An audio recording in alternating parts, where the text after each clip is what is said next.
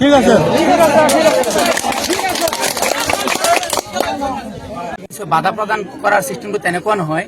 যেতিয়া নেকি আমাৰ ফৰেষ্টৰ ডিপাৰ্টমেণ্টৰ পৰা যেতিয়া নেকি আপোনাৰ এটা ইয়াত হেৰি গাড়িছিলে পুতিছিলে, এটা খুঁটা পুতিছিলে, তেতিয়া সিহঁতে কৈছিলে আমাক ৰাইজ এনেকৈ সমবেত হৈছিলে।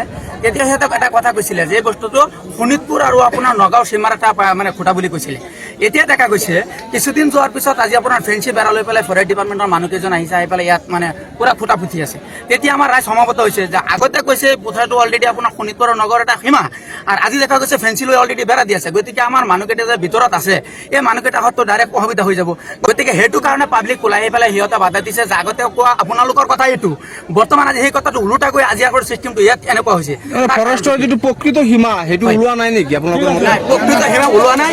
আমি বাৰম্বাৰ অসম সংখ্যালঘু সংগ্ৰাম পৰিষদ আৰু বিভিন্ন দল সংগঠন লগতে আমাৰ স্থানীয় বিধায়কসকলে গৈ পেলাই ডিবুৰ ওচৰত, পিছত আপোনাৰ বিধায়কৰ ওচৰত, আপোনাৰ ডিউফুৰ ওচৰত, আমাৰ ডিচি ছাৰৰ ওচৰত, গোটেইকেইটা মানুহৰ লগত আমি নিজে গৈ পেলাই বহিছিলোঁ।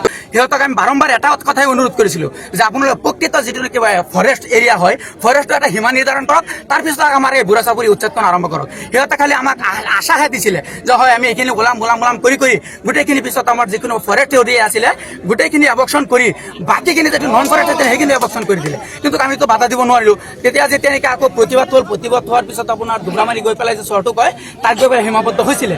গতিকে তাৰ পৰা এতিয়ালৈকে আপোনাৰ এবকশ্যন হোৱা নাই। এতিয়া যিটো বেৰাৰ এটা কাম সিহঁতে আৰম্ভ কৰিছে, এইটো সঁচাকৈ তাৰমানে এটা দুৰ্নীতি আৰম্ভ কৰিছে। তাৰমানে আমি যেনেকৈ কৈছিলোঁ যে আপোনাৰ অবৈধ বুলি কয়, এতিয়া আমি অবৈধ বুলি ক'ব লাগিব, যিহেতু আমাক এবাৰ কৈছিলে এটা, এতিয়া কৰি আছে আৰু এটা বেলেগ এটা। গতিকে আমি আমাৰ বন বিভাগৰ বিকল্প সকলো কৰ্মচাৰীক এটা কথাই ক'ব বিচাৰোঁ, আপোনালোকে ঠিক আছে সীমা নিৰ্ধাৰণ কৰি পেলাই আপুনি ফেঞ্চি বেৰা দিয়ক, আমাক আপত্তি নাই, তাক আমি সমৰ্থন কৰিম। কিন্তু এনেকুৱা বস্তুক আমি সমৰ্থন নকৰোঁ যিটো নেকি আমাৰ মানুহৰ অসুবিধা হ'ব, যিটো আপোনালোকৰ ব্যক্তিগত চিষ্টেমত হ'ব, তেনেকুৱা হ'ব নিদিওঁ। গতিকে এইটো কাৰণে আমি কিন্তু গৰিহণা দিছোঁ, গৰিহণাযোগ্য।